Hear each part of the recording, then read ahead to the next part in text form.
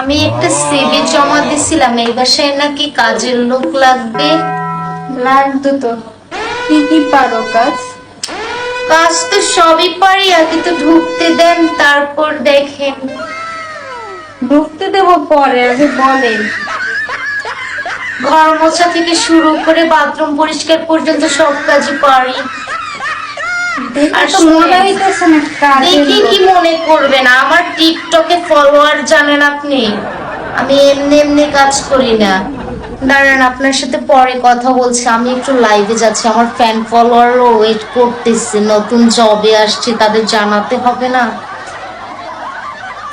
Hello guys, আমি আজকে নতুন জব নিয়েছি এই বাসায়। এই যে আজকে থেকে আমার এখানে নতুন চাকরি হয়েছে।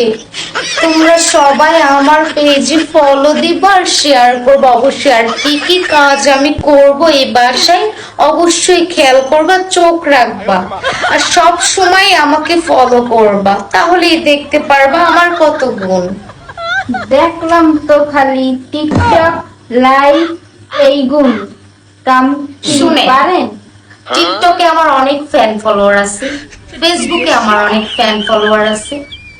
আমি কাজ পারি, সেটা আমার কাজে দেখাবো, কাজের দক্ষতায় দেখাবো।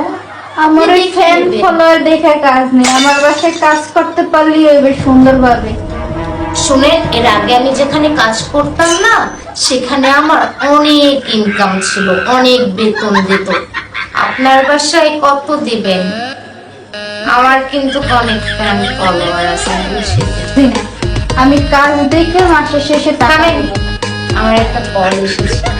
হ্যালো, জি জি, প্রমোশনের ওই কাজটা, হ্যাঁ আমি করে দেব। কালকে আপনি প্রোডাক্ট পাঠিয়ে দিয়েন, আমি করে দেব। ঠিক আছে, রাখি। কি যেন বলছিলেন আপনি? বলছি আমি মাসের শেষে কাজ দেখে তারপরে টাকা দেবো। শুনেন, রেস্ট্রিকশনের ভিতরে এই জানু বেবি কাজ করে না।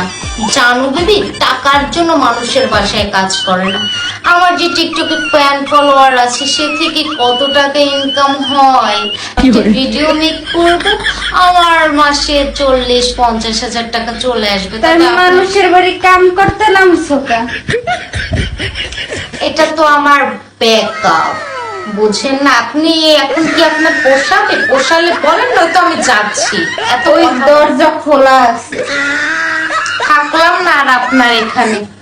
আমি এই টিকটক করে অনেক টাকা ইনকাম করব। আমার এই প্রোফাইল সার্চ দিয়ে দেখবেন, সেদিন আমি আর কাজ করব আমি না। টিকটক দেখি না, প্রোফাইল সার্চ দিয়ে দেখা লাগবে না। আপনার আসলাম না আপনার বাড়িতে, টিকটক করেই খাবো আমি।